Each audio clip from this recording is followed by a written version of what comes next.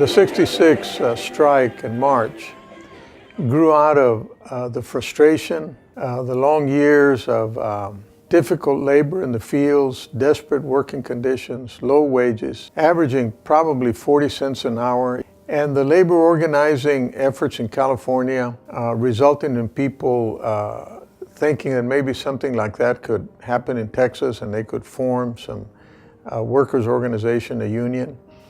And so the folks in Starr County, over 400 of them, signed up to form a local union and walked off the fields on June the 1st, 1966. Well, it was actually a pretty pivotal moment, I think, for a lot of folks, for farm workers especially, but for Chicanos in Texas also, in that we were in the middle of the civil rights movement, we were in the middle of the farm worker movement, and the farm workers in Texas finally decided they were going to do something about the status quo, their status quo, which was dire poverty, which was total isolation, which was really being marginalized by all of society. There were no toilets provided for them in the fields. There was no clean water made available by the growers. We expect that the food that we eat is clean. And when you don't have field sanitation for farm workers in the fields, just think about what that really means. And so you run a huge risk of there being some kind of contamination.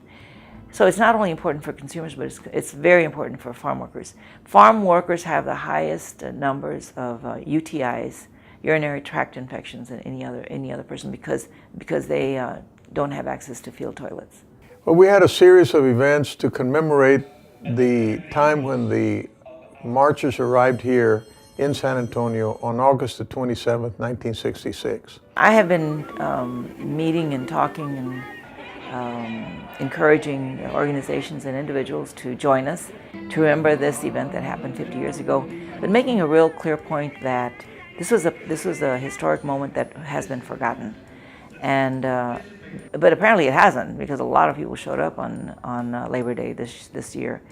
Even though history has not written about this event, people have not forgotten it, and I hope people know that some people walked 490 miles in the hot summer months in June, July, and August of 1966. Step by step, in the heat of this summer, much like it's hot now, to start to make those changes. And it wasn't an easy thing, but they did it. I chopped cotton as a young man in West Texas. I picked cotton in Corpus, in East Bernard, Texas, in Seguin. I worked in migrant ministry in the Midwest with farm workers. And so, in some ways, the lives and the struggles, the hopes of farm workers have always influenced me in my ministry from the very beginning. And this is a way for me to give back. It's a way to honor my heritage and to celebrate the faith of these humble folks. So it's been a special time in my life, and I thank God for it every day.